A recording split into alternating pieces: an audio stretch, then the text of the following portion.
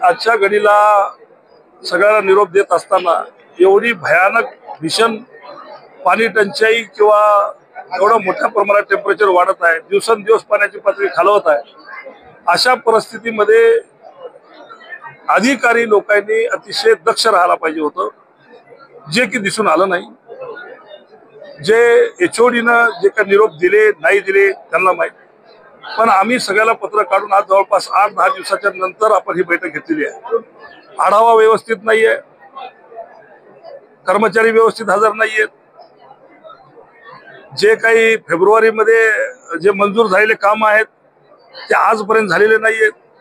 आता काय जून मध्ये करून काही उपयोग त्याचा होणार नाहीये। या संदर्भामध्ये मी कलेक्टर साहेबांकडे आणि शिवसाहेबांकडे बैठक लावणार आहे आणि याचा जे काही कोणी गिल्टी असतील त्याच्यावर नक्की कारवाई करण्याचा मी प्रयत्न करेन। तर सामाजिक न्याय मंत्री म्हणतात की सामाजिक न्याय खातं बंद करा, 415 कोटी रुपये त्यांच्या खात्यातून इतरस्त वळवले।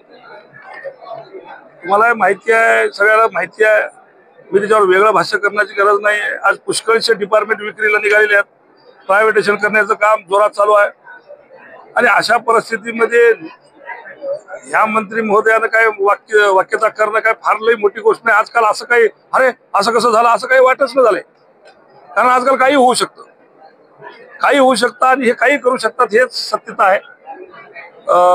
कायद्याची पूर्णपणे पायमल्ली चालू आहे आणि मला वाटतं की याच्यात मला काय फार असा अचंबा वाटला नाही, पण कुठंतरी संविधान टिकून ठेवलं पाहिजे, त्या पद्धतीने त्यांनी वागलं पाहिजे, असं एवढंच आपण आता बोलू शकतो।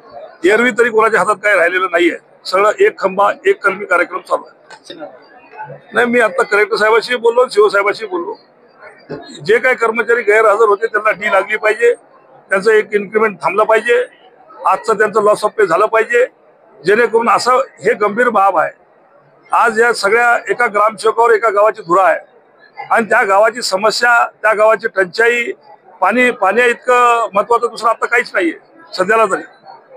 आजच्या या वाढत्या टेम्परेचरमध्ये रोजच्या रोज पाण्याची पातळी खाली चाललेली आहे। पुष्कळ गावामध्ये भीषण पाणी टंचाईला उद्या समोर जावं लागणार आहे। अशा परिस्थितीमध्ये एवढी महत्वाची बैठक, एवढे सगळे एचओडी असताना आपण गैरहजर राहणे हा गुन्हा आहे आणि त्या पद्धतीने मी त्याच्यावर सगळ्यावर कारवाई करण्याचा आदेश मी सगळ्याला दिलेले आहे। जलजीवन मिशन खरं आहे ते, आणि हे काय तुम्ही आज नाही सांगत आहात, गेल्या वर्षभरापासून 1.5 वर्षापासून सातत्यानं मीडिया असेल, आमचे लोकप्रतिनिधी असतील, हे सगळ्यांना सांगून सगळे थकलेले आहेत, पण याच्यावर कुठल्याही प्रकारची कारवाई, ठोस कारवाई शासन केलेलं दिसत नाहीये। काय साठगाठ आहे, कोणाकोणासोबत कसली काही साठगाठ आहे, ह्याच्यात काही मी बोलणं आजच्या घडीला योग्य राहणार नाही, पण याची सखोल चौकशी व्हायला पाहिजे।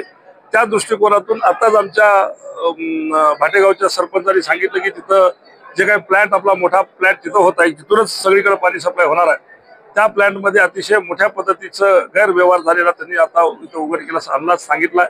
त्या संदर्भामध्ये या 2-3 दिवसामध्ये मी डेप्टी कलेक्टर साहेबाला घेऊन त्या प्लॅन्टवर व्हिजिटला जाणार आहे। हदगाव तालुक्यातील सावरगाव 200 महिलांनी ग्रामपंचायतला कुलूप लावलं पाणी टंचाई। बरोबर आहे, पाणी टंचाईसाठी आता सावरगावचे सरपंचही प्रतिनिधी बोलले, ग्रामसेवकही बोलले आणि आता मी तहसीलदार मॅडमला आता आदेश केला आहे की तिथं 2 टँकर तातडीनं नेमले पाहिजेत, ते टँकर तातडीनं नेमले जातील। धन्यवाद।